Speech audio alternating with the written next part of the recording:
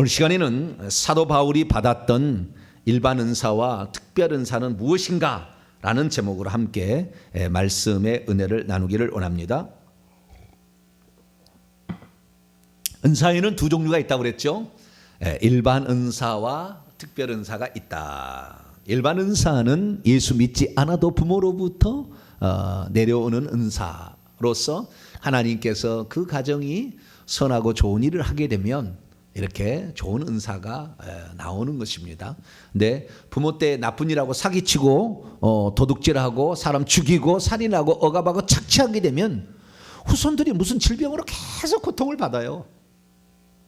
그리고 하는 일마다 안 되고 엮이게 되고 잘못된 길로 이렇게 가게 되는 것은 그 선조들이 잘못 행한 그 결과들이 될 확률이 매우 많습니다. 물론 자신의 죄로 말미암아 그런 것도 있겠지만요. 그래서 우리가 좋은 조상을 만나는 것은 뭐 우리에게 큰 축복입니다만 우리가 선택할 수 있는 건 아니에요. 그럼 우리가 선택할 수 있는 것은 주 예수 그리스도를 믿는 거. 할렐루야. 이거 얼마나 좋은지 몰라요. 주 예수 그리스도를 믿으면 우리가 모든 죄로부터 자유함을 얻을 수 있는 특권이 주어지게 되고, 우리가 회개할 때마다 우리의 삶에 역사했던 악한 영들을 내보내고 축소시키고 떠나게 할 수 있도록 하나님이 은혜를 주신다, 이렇게 약속했기 때문에 우리가 예수 그리스도를 믿으면 그동안 받았던 수많은 어려움들과 난관들을 헤쳐나갈 수 있는 그러한 은혜가 우리에게 부어질 줄 믿으시기 바랍니다. 그것은 하나님께서 거저주는 게 아니에요. 구원은 우리에게 그 피로 용서하는 것은 우리 주님의 피 아니면 안 되니까 거저주는 것이지만, 우리 속에 있는 악한 영들을 내보내는 모든 문제는 어떻게 해요? 회개를 할 만큼 이렇게 해주신다는 거잖아요. 그래서 우리가 회개를 열심히 이렇게 해야 될 줄로 믿습니다. 그래서 지난 시간에는 이제 은사 가운데에 구약 시대의 한 사람의, 예를 들어 사무엘이 받은 은사는 어떻게 해서 일반 은사, 특별 은사가 그에게 임하였는가 라는 말씀을 드렸습니다. 어떤 사람은 구약 시대는 성령의 은사가 없다고 하는데 아니, 똑같습니다. 단 하나 차이점은 성령께서 구약 시대는 사람 속에 들어가지를 않았고, 신약시대 오순절 성령 강림은 사람 속에, 영 속에도 성령이 들어가서 그 영의 그 죽었던 영혼을 살리심으로 방언과 방언 통역을 할 수 있다는 차이점 이해는 똑같아요. 방언과 방언 통역을 이걸 한다는 것은 오순절 성령 강림 이후에 나타나는 은사 가운데 들어가지만, 구약 시대에는 지혜의 말씀, 지식의 말씀, 믿음, 뭐 치유, 능력 행함, 다 이거 있어요. 영들 분별 다 있어요. 다 합니다. 그것도 다 하는 거예요. 그래서 구약시대의 성령이나 신약시대의 성령이나 똑같은 성령이고 다만 경륜적인 차이가 있어서 약간의 차이가 있다는 것. 그래서 오순절 성령 강림 이후에 성령이 선물로 줄 때는 기본적으로 방언 은사를 다 줬어요. 기본적으로. 왜? 이것은 믿는 사람들 속에 들어가게 되면 당연히 말을 하게 되는 거예요. 그 영이 말하게 되는 거니까. 그래서 내 영이 하나님과 친교를 나누는 거 아닙니까? 그것이 방언이니까 방언은 다 말하게 되죠. 그래서 이 방언과 거기에 따른 방언 통역, 이것은 신약 시대에 들어온 특별한 은사이고 나머지는 다 똑같은 은사다.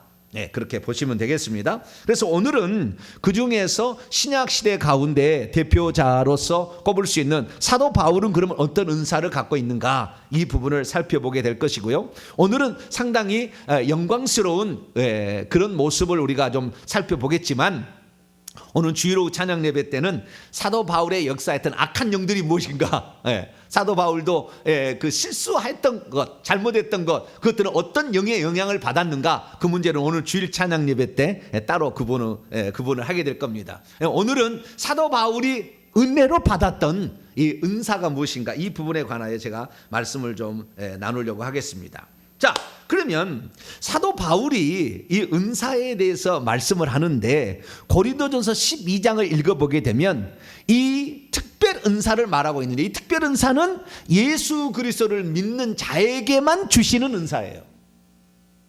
예수 그리스도를 믿지 않는 자는 이런 특별한 이 신성에 속한 신령한 은사를 받을 수가 없는 것입니다. 그래서 우리가 예수 그리스도를 믿게 되면 이 일반 은사 플러스 이제 특별 은사를 받을 수 있게 되니, 여러분들이 특별 은사를 받지 못하도록 차단하고 있는 이 악한 영들을 떼내야 돼요. 이미 특별 은사가 제가 봤을 때는 그래요. 특별 은사도 이미 태어날 때부터 주어진 것 같아요. 다 사람에게 주어졌는데 악한 영들이 이것을 둘러싸고 있어가지고 그 은사가 발휘되지 못하도록 막고 있었기 때문에 우리가 회개를 하고 기도를 많이 하게 되면 그렇게 악한 영들이 떠나가게 되므로 그 속에 있는 은사가 발휘가 되어서 드디어 나타나게 되는 것이 대부분이고, 그러나 없는 은사일 경우에 하나님께 구해서 또 줄 수도 있다. 그래서 하늘에서 은사가 있는데 영적으로 세계를 들어가서 보게 되면요, 하늘에 창고가 아주 많대요. 은사 창고가 각기 종류의 은사 창고가 쭉 있는 거예요. 예언의 방, 그다음에 치유의 방, 사랑의 방, 온유의 방, 절제의 수많은 은사의 방들이 있는데 오늘날에 잘 줄어들지 않는 방은 치유의 은사 쪽 이런 거예요. 오늘날이 그런데요, 희한하게. 그 방은 잘 줄어들지 않대. 왜? 달라고 하는 사람이 별로 없으니까. 그래서 지금도 우리가 얼마든지 예수 그리스도를 믿는 자라면 받을 수 있다는 것을 아시고 내게 필요한 은사를 구해야 되는데요. 그러면 사도 바울은 어떤 은사를 받았을까요? 사도 바울도 영락 없이 일반 은사를 받은 것이 있고, 그 다음에 특별 은사를, 예수 그리스도를 믿어서 특별 은사를 받은 것도 있습니다. 두 가지가 다 있는 거예요. 그러면 일반 은사는 어떤 것일까요? 일반 은사에 보게 되면은요, 일반 은사는 이런 것입니다. 첫째는 영혼을 사랑하는 은사. 무슨 은사요? 영혼을 그 영혼을 불쌍히 여겨서 거기에 복음을 증가하는 강력한 열망으로 쉬지 않는 그러한 열정, 그 영혼을 사랑하는 은사, 그런 은사가 큰 은사였고요. 그 다음에 담대함의 은사도 있었습니다. 어떤 은사요? 담대함에. 우리 사도행전 20장을 한번 열어볼까요? 사도행전 20장. 그는 복음을 전하는데 자기의 목숨이 떨어져 나가는 것을 두려워하지 않았어요. 사도행전 20장 23절에서 24절 말씀 한번 읽어볼까요? 시작. 오직 23절입니다. 시작. 오직 성령이 각성에서 내게 증언하여 결박과 환난이 나를 기다린다 하시나 내가 달려갈 길과 주 예수께 받은 사명 곧 하나님의 은혜의 복음을 증언하는 일을 마치려면은 나의 목숨조차 조금도 귀한 것으로 여기지 아니하노라. 목숨을 내놓았어요. 담대함의 은사가 있는 거죠. 어떤 것이 두렵고 근심 걱정이 있으면 주님 저에게 담대함의 은사를 달라고, 할렐루야, 그 은사를 구하시기 바랍니다. 담대함의 은사를 달라. 우리의 심장 속에 담대함을 달라고 이렇게 해야 되는데, 이 사도 바울은 담대함의 은사가 있었어요. 무엇보다도 그는 복음 전파의 은사가 있었으니 그가 얼마나 복음 전파를 잘했느냐, 1차, 2차, 3차 전도 여행했던 것을 보게 되면요, 정말 이건 설교의 정말 달인이라고 할까? 그렇게 복음을 잘 전파하는 겁니다. 13장에 보면 비시디아 안디옥의 설교가 이렇게 나오게 되고, 14장에 루스드라에서 설교, 그 다음에 18장에서 아덴, 20장에서 밀레도에서 하는 설교, 그 다음에 23장에서 공회, 24장에서 벨리스 총독 앞에서 그 설교하는 내용을 보게 되면 기가 막힙니다. 그래서 복음 전파의 은사가 있어요. 맨 처음에 1차 전도여행 때 구브로에 가서 서기오 바울에게 설득을 했더니 그대로 예수 그리스도를 믿게 되거든요. 복음 전파를 잘하는 이런 은사가 그에게 있었던 것이죠. 그 다음에 네 번째로 그가 받은 은사는 교회를 세우는 은사. 이것은 이제 성령의 특별 은사 쪽으로 표현한 것이고, 건설의 은사. 무슨 은사요? 건설의 은사. 교회를 세우는 은사. 그래서 루스드라의, 이고니온의, 비시디아 안디옥의, 빌립보의, 테살로니가의, 고린도의, 아덴의, 로마의 이런 로마는 나중이고, 이런 그 수많은 교회들을, 에베소, 이런 데를 교회가 세웠지 않습니까? 그래서 교회를 세우는 은사. 모든 사람이 이런 은사를 갖는 게 아니에요. 어떤 사람은 그렇다 이거예요. 그런 은사가 있는 사람이 있어요. 그런 사람은 교회를 많이 건설하는 거예요. 건축하는 거죠. 그런 은사가 있었던 것이고요. 뿐만 아니라 그는 세움 받는 은사도 있었으니 어떤 직분자로서의, 어떤 모범으로서의 항상 이런 어떤 세움을 받아요. 자, 성경을 한번 볼까요? 디모데후서 1장을 한번 볼까요? 디모데후서 1장 11절. 사도의 전형은 누구다? 교사의 전형은 누구다? 복음 전파의 전형은 누구다? 이렇게 세우심을 받는 그런 은사가 있었던 거죠. 자, 1장 11절 말씀을 읽어볼까요? 시작. 내가 이 복음을 위하여 선포자와 사도와 교사로 세우심을 입었노라. 그래서 어떤 직분자로 세우심을 입을 때에 항상 어떤 사도 바울이 전형이 되고 표준이 되는 어떤 그러한 은사가 있었던 거예요. 그래서 우리는 사도라면 이렇게 해야 된다. 복음 전파자는 이렇게 해야 된다. 교사라면 이렇게 해야 된다. 라는 것들을 사도 바울에서 배울 수가 있죠. 그리고 마지막으로 가르치는 은사. 그래서 이 하나하나 성도들을 양육하는 그 은사가 강했기 때문에 고린도 전서는 양육의 책이라고 그러잖아요. 양육의 책. 교회에서 일어날 수 있는 모든 일들이 거기에 다 기록되어 있고 어떻게 이 문제를 해결할 것인가. 분쟁의 문제, 소송의 문제, 은사의 문제, 수많은 문제가 다 나와요. 교리의 문제까지. 그래서 이것들을 하나하나 다 가르치고 있거든요. 그래서 이런 가르치는 은사가 있었다라는 사실을 알 수 있습니다. 그래서 이런 일반 은사들이 사도 바울에게 있었습니다. 그런데 더 중요한 것은 뭐냐? 하나님의 교회를 세우고 또 그 교회를 양육할 때는 특별 은사가 필요합니다. 성령의 특별 은사가. 초자연적 은사 앞에 사람들이 무릎을 꿇지, 아까 얘기했던 이런 은사 같다고 여기에서 무릎을 꿇지가 않아요. 하나님이 지금 이 속에서 역사한다는 걸 경험해야 사람들이 굴복하기 시작해요. 하나님 앞에. 말 잘하는 것 갖고는 굴복하지 않은 거예요. 말 잘하는 것으로. 뭐 교회를 많이 세웠다고 해서 사람들이 굴복하지 않습니다. 하나님이 그 현장에 나타나서 즉시 귀신을 쫓아내고 병든 자를 치유하고 죽은 자를 살려내며 그 현장에서 하나님이 지금 들려줄 음성을 들려주게 될 때 사람들이 하나님은 살아계시다 그런 거 아니에요? 그러니까 복음 전파에 있어서는 특별 은사가 매우 필요한 것입니다. 그래서 하나님께서는 사도 바울에게 복음 전파할 수 있도록 그에게 특별 은사들을 많이 주셨어요. 오늘 본 말씀 다시 돌아옵니다. 고린도서 12장. 그래서 사도 바울이 어떤 은사를 가장 많이 받았는가 했더니 3대 은사를 받았어요. 무슨 은사요? 3대 은사. 여기 9가지 은사가 나오는데 고린도서 12장 8절에 10절 보면은 총 9가지 은사가 나오죠. 지혜의 말씀, 지식의 말씀, 믿음. 그죠? 세 가지가 3대 은사인데 이 앞에 3대 은사를 가장 많이 받은 사람이라고 알려지고 있습니다. 그리고 그 다음에 병 고치는 은사나 능력 행함의 은사는 있어요. 이것도 있지만 예언 아주 강력했고요. 그 다음에 영들 분별도 강력했습니다. 각종 방언 말함, 방언들 통역함. 이 9가지 은사가 사도 바울에게 다 나타납니다. 근데 이런 경우는 거의 드뭅니다. 이런 경우는 거의 드물어요. 모든 사람에게 다 은사를 주시지 않아요. 은사를 주지 않습니다. 그런데 사도 바울은 그러면 왜 이런 은사를 다 받았을까? 좀 이따 제가 소개하겠습니다. 이런 은사가 다 나타나요. 근데 가장 강력한 은사가 지혜의 말씀, 지식의 말씀, 믿음의 은사가 가장 강력했어요. 사도 바울이. 이것이 주의 종의 길을 가는 사람에게는 매우 중요한 은사이기 때문에 사도 바울에게는 그런 은사를 주지 않았을까? 하나님이 작정하고 내가 택한 그릇이라고 그러잖아요. 모태에서부터 내가 이미 너를 작정하고 보냈다고 얘기하지 않습니까? 갈라디아 1장에 보면. 그래서 사도 바울은 아주 특별한 그릇으로 이 땅에 보내짐을 받았기 때문에 어쩌면 은사에 있어서도 표준과 그 원형의 길을 갈 수가 있었지 않았을까라는 생각이 듭니다. 그래서 이 은사를 이제 비교를 해보면은 지혜의 말씀, 지식의 말씀, 이것은 해석자에 따라 다르지만 보통 은사를 해석하는 분들은 어떻게 해석을 하냐면요, 지혜의 말씀은 그 지혜의 계시의 영을 받아서 말씀을 전하는 은사를 가르친 게 아니고, 저는 그런 입장도 저는 가지고 있습니다만은 그런 게 가르친 게 아니고, 영적인 은사를 얘기하는 사람들은 보고 듣고, 그러니까 하나님이 보여주신 환상이 있어요. 그 다음에 음성을 듣습니다. 주님의 음성을.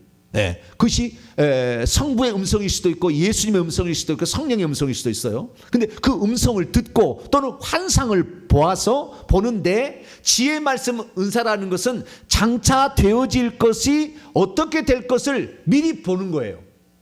이것이 지혜의 말씀 은사고, 그 다음에 과거나 현재 지금 상태의 영적 상태나 무슨 상태가 어떤지를 볼 수 있는 능력은 지식의 말씀의 은사라고 은사자들이 책에서는 그렇게 말을 하고 있습니다. 아마 그게 맞지 않을까 싶기도 합니다. 그래서 지혜의 말씀, 지식의 말씀이 이 사도 바울에게는 제1번의 은사였다라는 사실을 알 수가 있는 것이죠. 그러면 이 지혜의 말씀의 은사를 내가 지금 만약에 받았다, 그럼 어떻게 되느냐?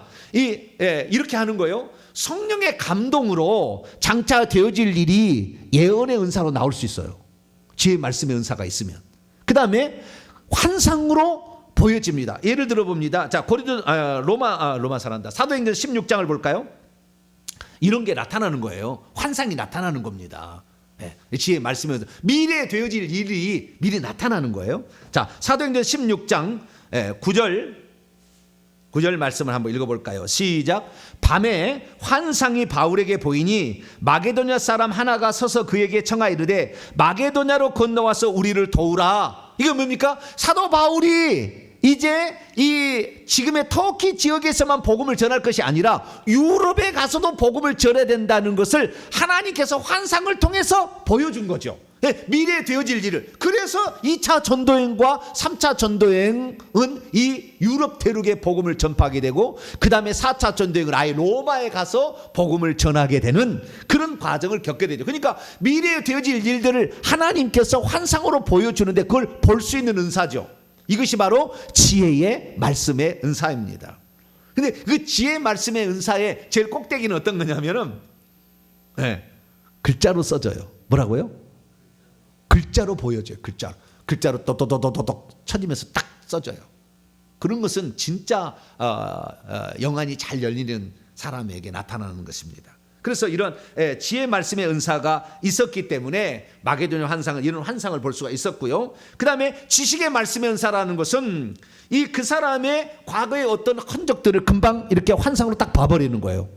그래서 어떤 죄 짓는 장면이 딱 봐서 이것을 회개하시오 라고 얘기할 수 있는 것은 지식의 말씀의 은사가 있는 거예요. 당신은 이런 죄를 지었다는 것을 하나님이 보여주십니다. 그 죄를 회개하라 하십니다 라고 말할 수 있다면 지식의 말씀의 은사를 가지고 있는 거죠. 그리고 그 사람이 지금 천국에 갈지 안 갈지 생명책에 이름이 기록되어 있는지 볼 수 있다면 지식의 말씀의 은사를 갖고 있는 거예요. 그 사람이 딱 보니까 칼을 뒤에 딱 차고 있어. 어떤 것은 조그마한 단도 같은 칼에다, 어떤 사람은 1m, 2m짜리 칼도 차고 있어. 그런 거에 보인다 한다면 그 사람의 영적 권세가 보이는 거거든요. 이건 지식의 말씀의 은사가 있기 때문에 그 사람의 영적 상태, 현재 영적 상태가 보이는 거예요. 그래서 이 영안이 열리게 되면 이 지혜의 말씀의 은사, 지식의 말씀의 은사, 환상의 은사가, 환상은 통로죠. 이 은사들이 나타나서 복음을 잘 증거할 수 있도록 이렇게 하는 것입니다. 사도행전 13장에 보면 이 바울이 섬에 가서 복음을, 구브로라는 섬에 가서 복음을 증거하게 될 때 엘루마라는 그 박수가 속에는 귀신이 큰 거에 있는데 하나님의 종인지를 자처하고 있었어요.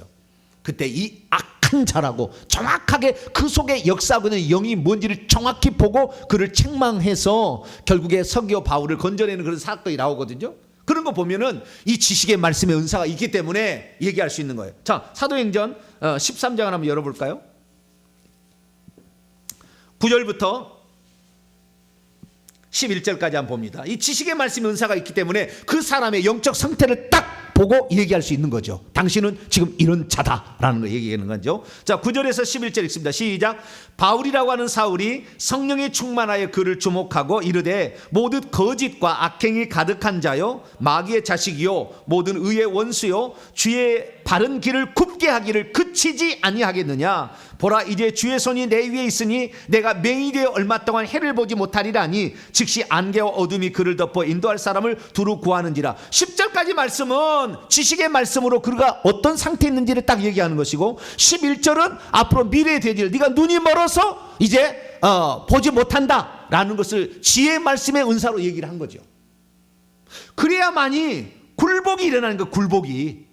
굴복이 일어나는 거예요. 그걸 보고 있는 사람이 하나님은 살아계시다, 저 사람의 입에서 나오는 저 말씀은 진실이다 라는 것을 믿어줍니다.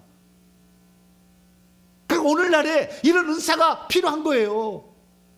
그래, 이런 은사가 전혀 없이 그냥 말로만 엮어가지고 설교를 하다 보니까 실제적으로 그 영혼을 변화시키는 그냥 그런 역사가 안 일어나는 거예요. 사도 바울은 이 지혜 말씀, 지식의 말씀의 은사가 가장 강력하게 1순위로 그게 있었어요. 그래서 복음을 잘 전파할 수 있는 이런 은사가 있었어요. 그 다음에 믿음의 은사가 있었어요. 세 번째, 이 3대 은사가 있었는데, 믿음의 은사라는 것은 뭐냐면요, 보이지 않는 것을 보는 것을 믿음의 은사라고 말하지는 않아요. 은사로서의 믿음은 약간 다른 겁니다. 은사로서의 믿음은 약간 다른 건데, 그 믿음의 은사라는 건 뭐냐면, 아브라함에게 지혜의 말씀의 은사와 믿음의 은사가 있었어요. 그 아브라함이 어떤 지혜의 말씀이냐? 아브라함에게 하나님께서 장차 너를 젖과 꿀이 있는 가나안 땅을 기업으로 주겠다라는 그러한 것을 하나님이 말씀하실 때 그 말씀하신 음성을 들었잖아요. 그러니까 장차 되어질 일을 귀로 들을 수 있는 것은 지혜의 말씀의 은사에 들리는 거죠. 그게 없으면 안 들리잖아요. 뿐만 아니라 믿음의 은사가 있었던 것은 땅 한 평도, 그 다음에 어디에다가 땅을 줄지도 모르지만 주님이 말씀하셨으니까 나는 그렇게 될 줄 믿습니다라고 간 거 아니에요? 그래서 믿음의 은사란 다른 것이 아니라 주님이 너를 이렇게 하겠다라고 하는 말씀을 주실 때 그것을 철두철미하게, 지금의 환경은 전혀 그것이 이루어질 수 있는 환경이 아니라 할지라도 주님이 말씀하셨으면 그대로 이루어진다라는 것을 믿는 은사가 믿음의 은사인 거예요. 주님이 말씀하시도 안 했는데 그렇게 말하는 것은 무모한 것입니다. 무모한 거예요. 왜?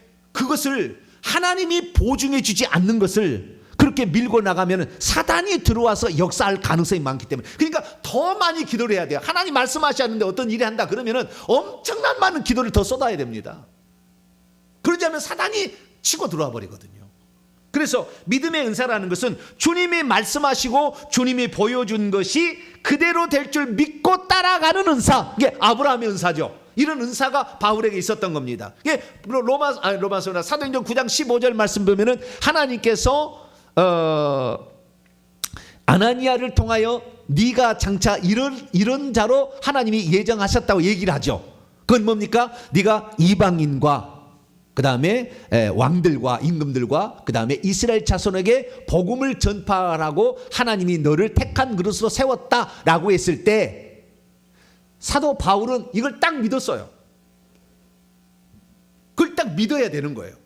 네, 이것이 믿음의 은사인 거예요. 그래서 어떤 일이 자신의 삶에 발생한다 할지라도, 심지어 루스드라에서는 사람들이 돌로 쳐가지고 자기를 죽였어도 하나님께서 나에게 부여한 사명은 이방인을 선교하라고 나를 보냈으니 나는 이 일을 하겠다 하니까 그 사명이 끝나지 않는데 사도 바울이 죽여가지고 죽은 줄 알았어. 죽었다고요 아예. 그런데도 하나님께서 그를 기적적으로 회생을 시켜버립니다. 살려버립니다. 그 다음날 일어나가지고 다시 복음을 전한다. 아마 머리가 터져서 깨졌을 텐데. 그건 뭡니까? 믿으면서 주님이 나를 이렇게 쓰시려고 결정하셨다라는 것을 그대로 믿는 거죠. 그래서 이 믿음의 은사대로 그는 그의 달려갈 길을 그냥 이렇게 어떠한 고난과 역경이 와도 그 길을 갈 수 있었던 것은 그가 믿음의 은사를 받았기 때문에 그렇게 할 수 있는 것이죠. 그리고 병고침과 능력 행함의 은사도 있었습니다. 많지는 않았지만 상대적으로 좀 떨어지는 은사였지만 병고치는 은사, 예를 들어서 루스드라의 사도행전 14장에 보게 되면 루스드라에 갔더니 나면서 걷지 못하는 한 사람을 발견해서 일어나 걸으라 예수 이름으로, 그랬더니 걸어버리는 그런 일이 있었죠.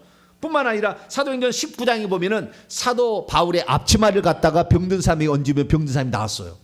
그래서 이 치유의 은사도 있었음을 알 수가 있고요. 그 다음에 능력 행함이는 기적이나 그 다음에 귀신을 쫓아내는 은사가 능력 행함의 은사인데, 빌립보에 갔더니 사도행전 16장을 보게 되면 점치는 여종 그 귀신 들려 있을 때에 예수 그리스도의 이름으로 떠나가라 했을 때 그 귀신 나가는 장면이 나오지 않습니까? 그리고 그 빌립보에서 찬송을 했더니 지진이 일어나면서 감옥문이 열리게 되고 채우는 창고가 툭 풀려집니다. 기적이 일어난 거죠. 이런 은사도 있었습니다. 많지는 않지만 이런 은사도 가지고 있었어요. 특별히 그에게 다른 은사는 있었던 예언, 그 다음에 예언의 은사인데요. 예언의 은사라는 것은 사도행전 13장 1절에 보면은 이 안디옥에 선지자들과 그 다음에 교사들이 있었다 이렇게 나오는데, 그 선지자였던 거지. 예언의 은사를 할 수 있었어요. 그래서 이 디모데에게 너는 어떤 자가 될 것이다 라고 예언할 수가 있는 거죠. 그 예언은요, 이 성령의 역사할 때는 마음의 감동으로 옵니다. 예언의 역사는 성령의 감동으로 할 때는 마음에서 이렇게 막 나와요. 저도 이렇게 기도를 하면은요 막 말이 나와요. 이렇게 감동이 돼서 나도 모르게 막 말이 나와. 그 사람의 그 예언이 막 나오는 거죠. 이렇게 나오는 게 있어요. 그리고 뿐만 아니라 방언 통역할 때는요 예수님이 말씀하시는 거예요. 방언 통역할 때는, 방언 통역은 예수님이 말씀하는 거예요. 기도의 내용도 있지만 예수님이 말씀하신 그런 것들은 그 직접 귀에가 들려지든지 예수의 말씀이, 아니면 예수님의 입에서 말이 나가는데 글자로 보여요. 글자로 귀에 들려지는데, 아니면 예수 입에서 글자가 나온다니까. 그럼 글자를 그대로 읽는 거예요. 이것이 방언 통역이에요. 좀 이따 얘기하겠습니다. 방언 통역입니다. 그래서 이 예언이라는 것은 성령의 감동으로 마음에서 나와서 하는 거. 이것보다는 예수 입에서 직접 나오고 귀로 듣는 것이 더 낫겠죠. 그보다는 음성으로만 들리는 하나님의 음성, 성부 하나님의 음성도 있습니다. 그래서 이런 예언의 은사를 하는데 가장 확실한 것은 역시 글자로 보이는 것. 이게 가장 확실합니다. 그래서 예언을 하게 되는데, 이 사도 바울은 자신이 예언했던 것 중에 가장 그것은 주님의 재림의 예언이죠. 그리고 고린도전서 15장이나 데살로니가서 4장을 보게 되면 주의 재림 때 호련히 어떻게 변화될 것인을 다 얘기해놨다고요. 그 얘기를 해놨어요. 왜? 그 예언의 은사가 있기 때문에 그렇게 다 얘기를 해놓은 것입니다. 뿐만 아니라 일곱 번째로는 영들 분별함의 은사. 영들 분별함의 은사, 선한 천사인지 이게 귀신이 역사인지, 엘루마에게 귀신이 역사하고 있는지 성령이 역사하고 있는지를 알아낼 수 있었던 것처럼 이것을 볼 수 있는 눈이 영안이 열렸다는 거 아닙니까? 그래서 영들 분별이라는 것은 천사를 보거나 그 다음에 귀신을 보거나 둘 다를 볼 때 영들 분별의 은사라고 그래요.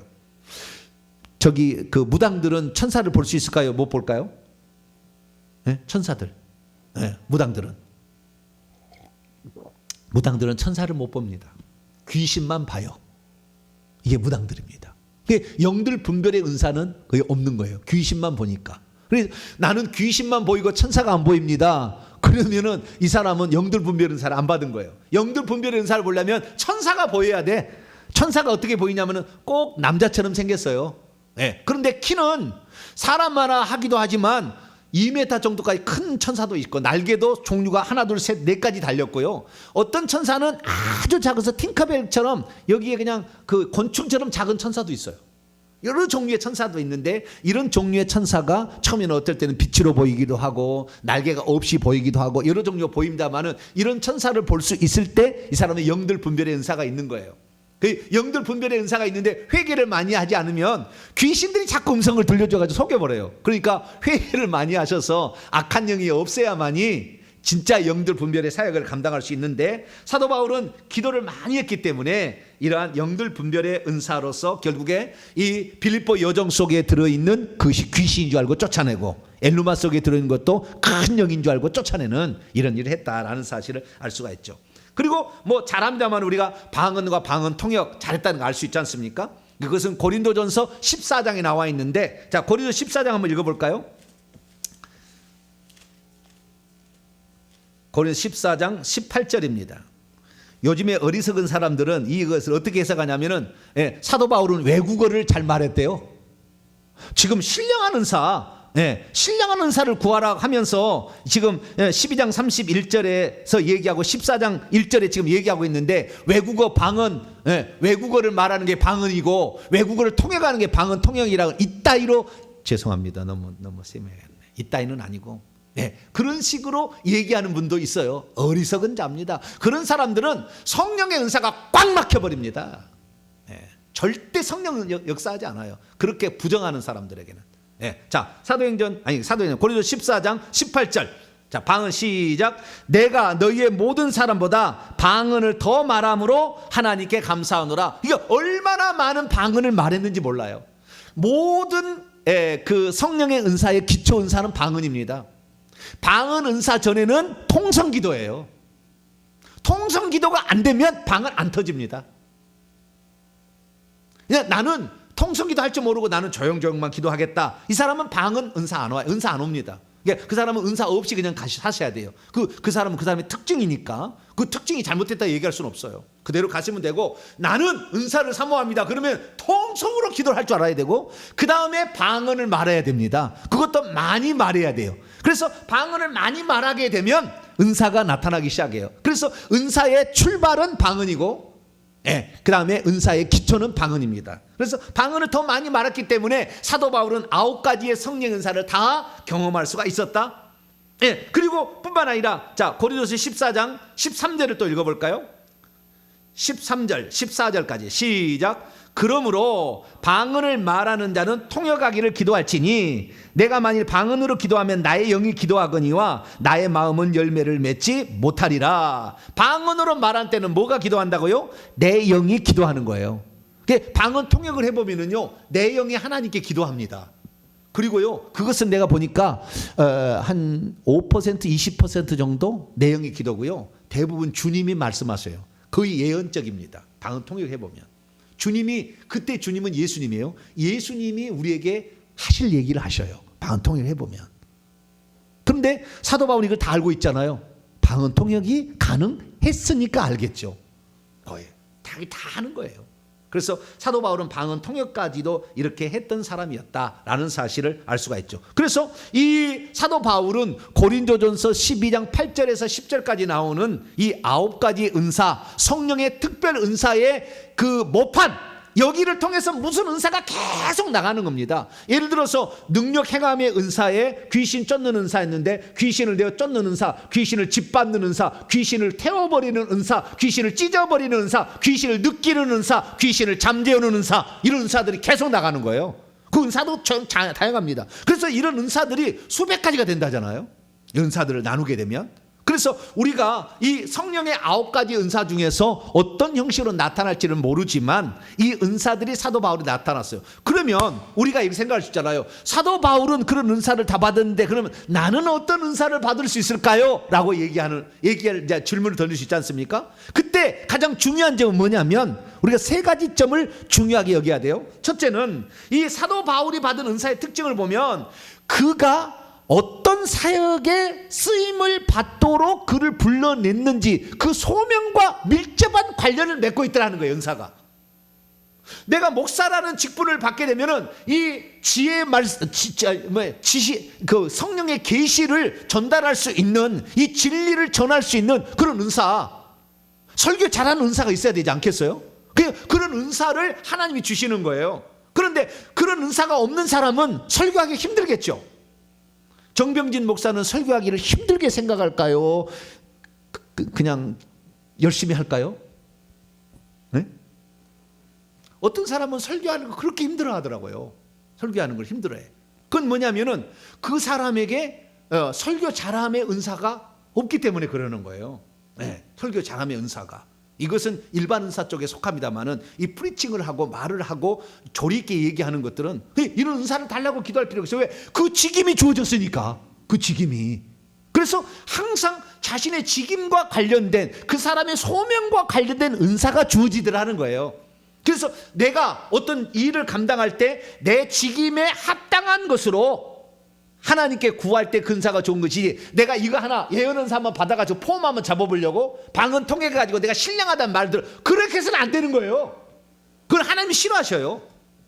그 은사를 하나님의 몸된 교회를 위하여 유익하게 하기 위하여, 자신이 희생하기 위하여, 남들을 섬기기 위하여, 치유의 은사가 있으면 병들고 소외되고 치료받지 못하는, 돈이 없어서 고통받는 그들을 내가 치료해야 되겠다는 간절한 열망을 이렇게 갖게 되고, 주의 종이라면 우리 성도들을 하나님의 사람으로 치유하겠다는, 하나님의 사람이 되도록 하나님의 정말 살아계심을 경험해서 주 앞에 충성하게 하겠다라는 강력한 열망을 가지고 치유의 은사를 달라고 해서 그 은사를 써야지, 그걸 돈 벌기 위한 수단으로, 자기 자랑하기 위한 수단으로 쓰면 안 된다 그 말이에요. 그래서 우리가 은사를 구할 때는 사도 바울이, 그래서 두 번째는 이 사도 바울은 복음 전파하도록 하나님이 그를 세운 거 아닙니까? 그러니까 복음 전파하고 그 다음에 두란노 서원에서 양육을 하듯이 그 성도들을 양육하기 위한 은사가 필요했기 때문에 지혜의 말씀, 지식의 말씀, 복음 전파할 때 예언, 환상 이런 게 나온 거 아닙니까? 그리고 그 다음에 교회를 양육하기 위하여 가르침의 은사, 그 다음에 세움의 은사, 이런 은사들이 그게 나타나는 거 아니겠습니까? 그래서 이러한 첫 번째는 모든 사람들의 그 은사는 자신의 직임과 소명에 합당한 것을 구할 때 하나님이 주시고, 또한 그런 은사가 이미 주어졌는데 회개할 때 그것이 나타난다라는 것이고, 두 번째는 그 사도 바울의 경우라고 한다면은 그는 복음 전파를 위해서 세운 사람이었기 때문에 복음 전파에 필요한 은사들을 주셨고, 뿐만 아니라 고린도 교회에는 엄청난 많은 은사들이 남용됐고 오용됐기 때문에 그것을 가르치기 위하여 사도 바울에게는 특별히 은사를 다 준 것 같아요. 특별히. 그래서 사도 바울과 같은 은사를 많이 받은 사람은 지구상에 존재하지 않는 것 같고, 그런 영성을 가진 자는 베드로 전후서를 읽어보게 되면 베드로 사도도 사도 바울에게 배우라 이렇게 합니다. 베드로 영성보다 한 단계 더 위에요. 사도 바울이 그 정도로 영성이 뛰어난 사람이었죠. 그래서 이 사도 바울 같은 경우는 환상을 보고 예언을 하고 주님을 직접 만났잖아요. 예수님을 직접 만났고 보았고 그 음성을 들었고, 고린도에서도 너 더 머물러라 그래서 1년 6개월 더 머물고 다 이러지 않습니까? 그래서 주의 음성을 더 들었습니다. 뿐만 아니라 그는 천국도 갔어요. 여러분, 그 지식의 말씀의 은사가 있으면은 천국도 갈 수 있어요. 그 은사가 또 있으면은 천국도 가는데 천국에 가서 생명체까지 뜯어볼 수 있다고요. 그 정도 됩니다. 그래서 이 바울은 그래서 고린도후서 12장에 보면 내가 낙원에 갔고 셋째 하늘에 갔다 왔다 얘기하는 것은 다 보고 온 거예요. 그 얘기를 한 겁니다. 그래서 사도 바울에게는 모든 은사가 다 주어진 것은 특별 케이스고, 하나님께서 이방 선교를 위해 특별히 지구상에서 유일하게 단 한 사람 세운 사람이기 때문에 사도 바울에게 은사를 다 줬다고 불평하지 말고, 그는 그만큼의 그 은사를 받은 만큼의 수고하기 위해서 잠도 안 자고 몇 번 죽을 고비도 나가고 이렇게 살았어요. 주여 나는 죽어도 좋습니다. 은사를 주시옵소서. 그러면 주시겠죠. 그러나 그 정도 아니라면 주님 내게 내가 직임을 맡는데 이 일을 감당하는데 이 필요한 은사를 주시옵소서. 할렐루야. 우리 성도들은 기도의 은사와 기도 응답의 은사가 꼭 있어야 돼요. 할렐루야. 기도하는 은사와 기도 응답의 은사가 있어야 돼요. 저는 어떤 은사냐면 기도를 강력하게 하는 은사가 있어요. 무슨 은사가 있어요? 그런 은사가 있으니까 제가 기도할 때 쉬지 않고 강력하게 기도할 수 있는 것은 그런 은사가 있기 때문에 가능한 거예요. 그래서 여러분들도 그런 은사를 강구하시길 바랍니다. 그래서 여러분들은 기도 응답의 은사를 이렇게 구하면 좋겠어요.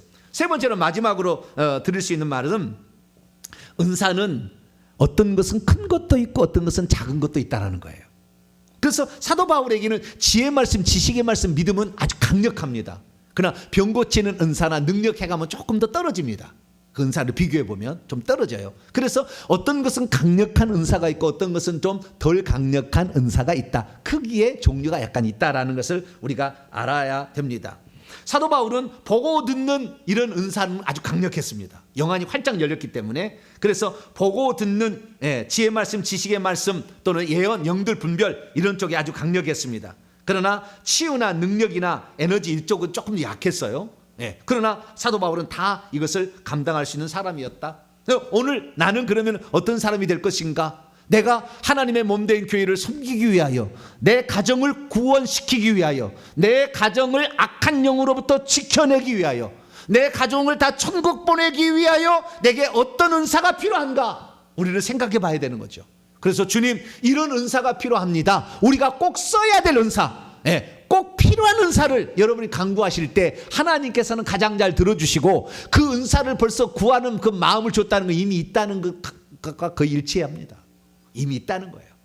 아직 악한 영이 있어서 안 나타날 뿐이지 벌써 있는 거예요. 그래서 우리는 어떤 마음이 들게 되면 하나님께서 이 은사를 주시려는구나 생각하고 회개를 철저하게, 회개 기도문으로, 아시겠죠? 회개 기도문으로 하루에 한 번씩 반드시 기도해서 360번은 딱 해야 됩니다. 해서 이 회개를 하면 깨끗해지면 드디어 열리기 시작합니다. 예, 그러면 몸된 교회를 위해서 내 가정을 살리기 위하여, 예, 영적으로 지켜내기 위하여 그 은사를 사용할 수 있으니까 저와 여러분은 그런 은사를 사용할 수 있게 되기를 축원합니다. 사랑하는 성도 여러분, 은사는 좋은 것입니다. 잘못 써서 문제가 된 거예요. 그러나 회개를 하고 이 은사를 구하게 되면 아무 문제 없다는 거. 그러나 회개를 하지 아니하고 은사를 하도 단락해서 은사를 받은 자가 악한 영에 의해서 양신 역사가 일어나므로 문제가 발생하는 것이고, 그 사람이 하나님을 사랑해서 은사를 구해서 예를 들어 치유의 능력을 강력히 받았지만 그 속에 음란의 영이 있는데 이걸 회개치 않아가지고 나중에 문제를 일으킨 사람이 많아요. 그렇기 때문에 우리는 철저하게 회개 기도문으로 기도를 많이 해서 더 깨끗한 사람이 되면 하나님께서 우리에게 좋은 은사들을, 우리에게 꼭 필요한 은사를 주실 줄로 믿습니다. 거룩하신 하나님 감사합니다. 우리가 어떤 은사를 구해야 될 것인가? 사도 바울은 특별 케이스로 하나님이 작정해서 은사를 주신 사람인데, 그래도 그는 복음 전파에 특화된 은사들을 받아서 복음 전파에 사용했습니다. 주여, 저희들도 회개와 천국 복음 전파라는 이 막중한 사명이 우리에게 있는데 이 사명을 잘 감당할 수 있도록 나에게 필요한 은사를 주님께서 더하여 주시옵소서. 우리 주 예수 그리스도의 이름으로 기도하옵나이다. 아멘.